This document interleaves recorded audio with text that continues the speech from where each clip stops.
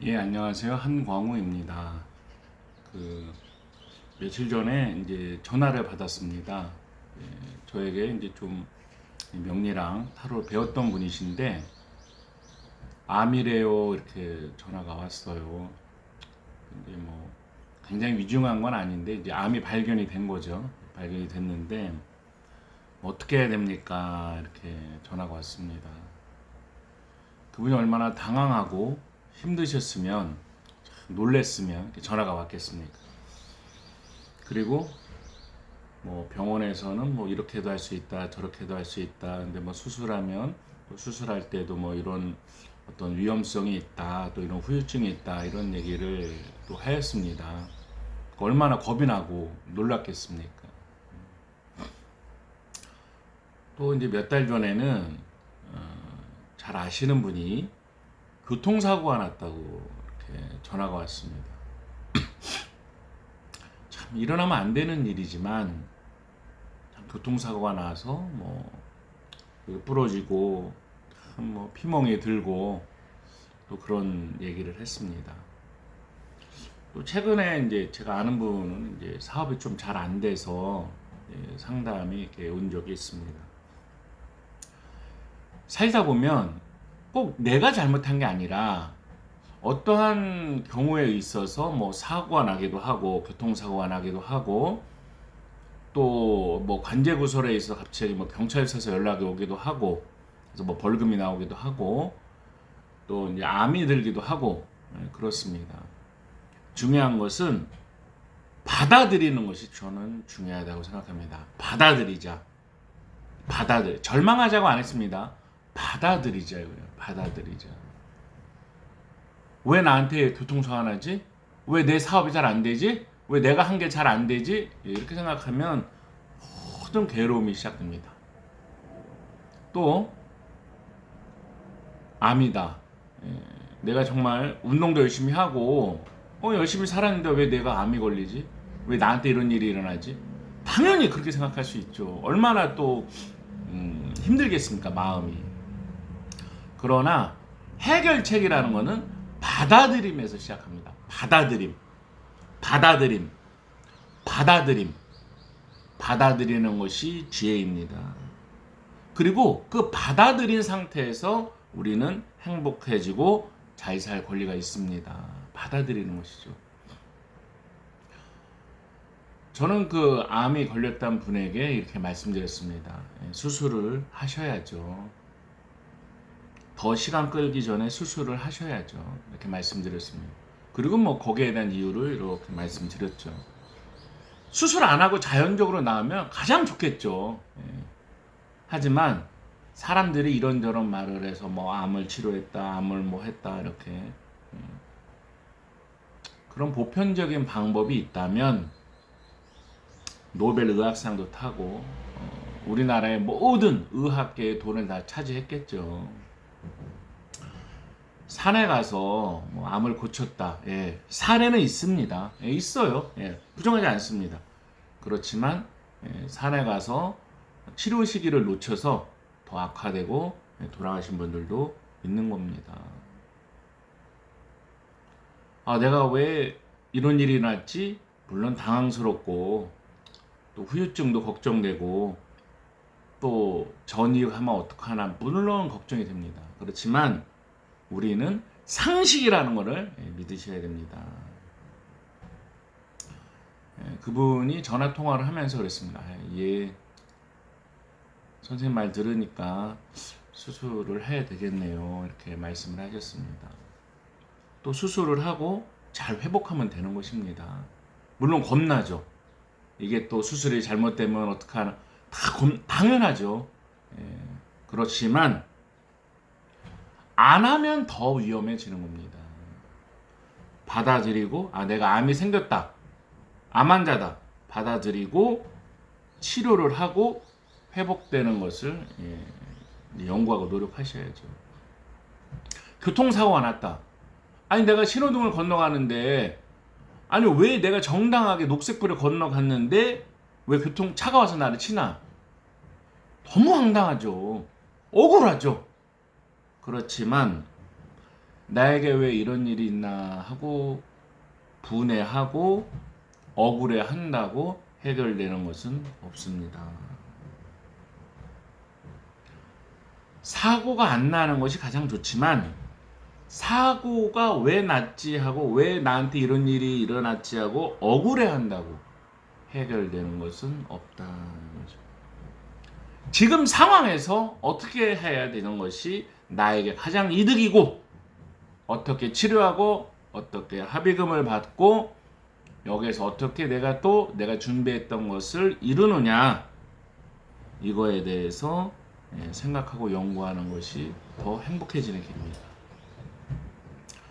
사업을 하다 보면 잘 안 될 때도 있죠. 내가 식당을 열었는데 생각대로 손님이 안 온다.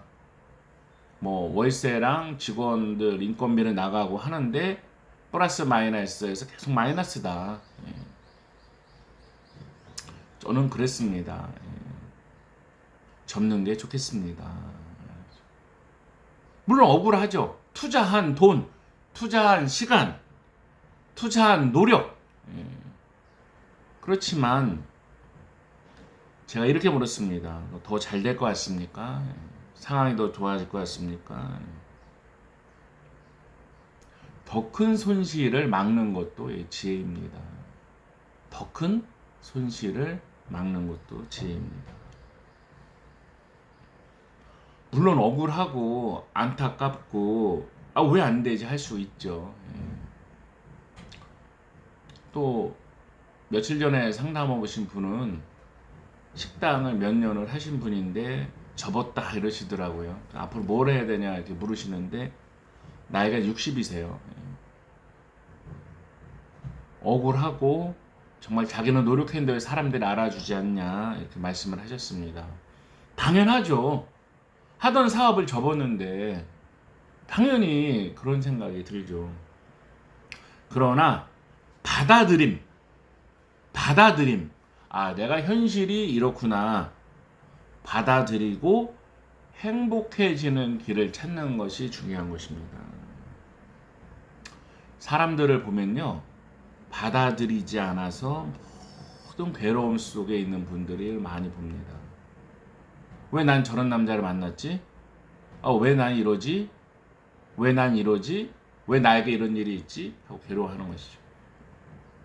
제가 최근에 다운 증후군이라는 질병이죠. 질환. 염색체 이상에 의해서 태어나는 질환이고 어떻게 보면 장애입니다. 근데 기사를 봤는데 뱃속에서 검사를 했을 때 병원에서 이렇게 그런 거죠. 다운 증후군이 될 확률이 굉장히 높습니다. 이렇게 그 부모가 고민을 했겠죠. 그리고 부모는 선택을 했습니다. 낳아서 기르고 있는데 여기저기에 이제 질환이 일어나고 또 수술을 하고 하는 것이죠. 얼마나 힘이 들까요? 그렇지 않습니까? 또 발달장애라고 하죠. 다운증후군. 다운증후군 때문에 발달장애라는 질환을 있는 거죠. 발달장애면 다운증후군만 있는 것은 아닌데 제가 이제 드라마에 이제 나왔던 주인공의 어머니가 인터뷰하는 걸 봤습니다. 우리들의 블루스 거기에 나왔던 거죠. 거기에 실제 그 연기하신 분이 다운증후군 질환을 앓고 계셨던 분이에요. 그 어머님이 인터뷰를 하는데 그런 장애, 발달장애, 다운증후군 이런 분들이 한 30만 명 이상 있으시다 이러시는 거예요. 그런데 왜 우리가 잘 못 볼까요? 이런 거죠. 다른 기사, 다른 저게 보면 시설이나 집에 있다는 것이죠. 거기서 어떤 사회 활동을 이렇게 하시는 분들이 적으니까 우리가 잘 못 보는 것입니다. 많이 안타깝죠. 저는 그 어머님이 굉장히 위대해 보였습니다. 굉장히 훌륭해 보였어요. 무슨 목사님이나 신부님이나 물론 대도인도 있을 테고 굉장히 훌륭한 분이 있겠지만 그분이 더 훌륭해 보였습니다.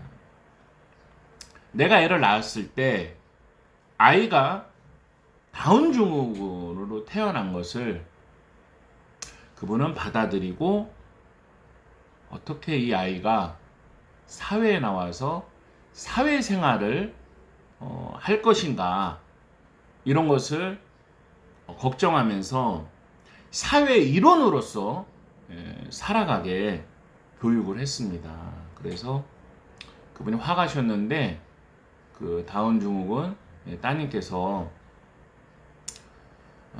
그림 그리는 그런 일을 하고 있습니다. 그림 그리는 일을 해서 사회생활을 하고 있으신 거죠. 물론 이번에 TV 연기도 해서 연기도 이렇게 하신다고 합니다. 그런데 처음에 다운 증후군의 자녀가 태어났을 때 그거를 받아들이지 않고 왜 나한테 이런 시련이 생기지? 왜 내가 이런 딸을 낳았지? 이렇게만 생각을 하고 원망을 하고 했다면 지금처럼 그 따님이 훌륭하게 자라지는 않았을 것입니다. 받아들임 시작입니다. 시작. 아, 나에게 이런 일이 생겼구나. 아, 내가 어떤 투자를 했는데 잘 안 됐다. 그럴 수 있잖아요. 투자를 했는데 잘 안 될 수도 있지 않습니까? 이번에 루나 사태의 코인이죠. 연결되신 분이 28만 명의 그 재물이 돈의 액수는 뭐 굉장히 크다고 합니다. 근데 거의 이제 영원이 된 거잖아요. 영원. 어떻게 보면 내가 참 이렇게 투자를 했는데 며칠 사이에 전 재산을 잃었다. 너무 억울하죠. 억울합니다. 억울한 건 억울한 건데요. 주변에 보시면 어떤 분들은 재기를 하시는 분이 있고 어떤 분들은 폐인이 되거나 알코올 중독자가 되거나 자기를 원망하거나 극단적인 선택을 하거나 이런 분도 있습니다. 우리는 가장 중요한 것이 받아들이는 것이 중요합니다. 굴복하라는 얘기가 아니에요. 받아들이고 시작하는 거예요.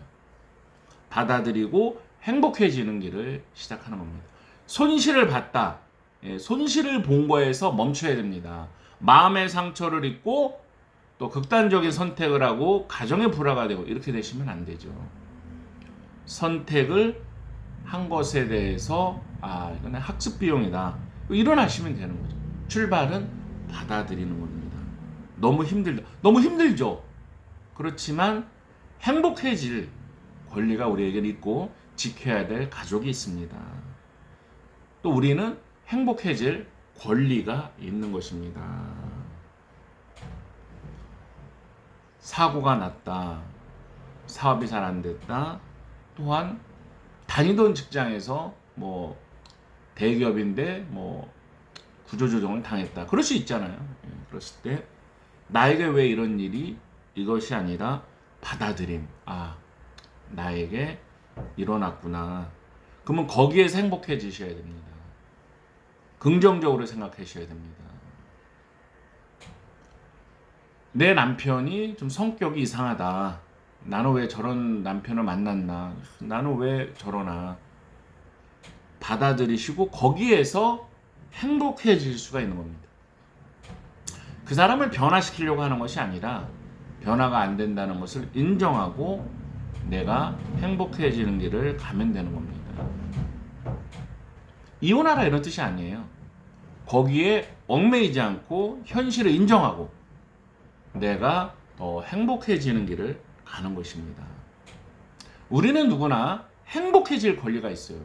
그렇지만 잘못된 선택이나 어떤 사고를 당했을 때 거기에 얽매여 있으면 모든 불행이 시작되는 것입니다. 받아들이고 치유하고 정화하고 행복해지는 것 정말 중요한 것입니다. 받아들임 지혜입니다. 인정하는 것 지혜입니다. 그리고 그 속에서 행복해지는 길을 가면 되는 것입니다. 행복해짐. 그것은 내가 불평하거나 받아들이지 않으면 절대로 행복해질 수가 없습니다. 절대로 극복할 수가 없는 것입니다. 받아들이고 더 행복해지는 길을 가야 됩니다. 받아들임은 굴복하라는 뜻이 아니에요. 시작입니다. 시작. 그리고 받아들일 때 지혜가 생깁니다. 냉정하게 현실을 볼 수가 있습니다. 받아들이고 여기서 그러면 나는 어떻게 해야 되느냐. 여기서 또 어떻게 해야 되느냐. 연구를 하고 그 연구하는 지혜도 받아들일 때 원망하지 않고 마음이 편안해지고 그리고 행복해질 수가 있습니다. 이 동영상을 보시는 모든 분들은 행복할 권리가 있고요. 치유하고 정화해서 모든 마음의 장애에서 벗어날 가능성과 권리가 있습니다. 행복해지십시오. 행복해지세요. 그 테크닉 하나 말씀드리겠습니다. 다행이다, 고맙습니다. 다행이다, 고맙습니다. 물론 뭐 훔치훔치 태열천 상온 지하 노래 험례사파 이거 훨씬 더 좋은 거예요. 훨씬 더 좋은 건데요. 우리가 순간 뭐 마음에 막 왜 나한테 이런 일이 막 집착할 때 그 집착을 끊어주는 거예요. 다행이다, 고맙습니다. 아, 내가 또 집착하고 있구나, 받아들이지 않고 있구나. 그렇게 자기를 깨워주는 것이죠. 다행이다, 고맙습니다. 또 훔치훔치 태열천 상온 흠리치하 노래 없는 사파. 태울주라는 이런 진언 또는 주문, 기도문입니다. 정말 좋은 겁니다. 나 자신이 잘못된 생각에 붙들리지 않게 나를 보호해주고 받아들이지 못함, 원망, 화냄, 그 다음에 지혜롭지 못한 상태에서 깨어나게 해주는 게 바로 이 진언의 효과입니다. 행복으로 가는 길입니다. 다행이다, 고맙습니다. 많이 하시고요. 태울주 많이 외우시기를 권해드립니다. 자, 오늘 여기까지 하겠습니다. 자, 받아들이고 행복해지세요.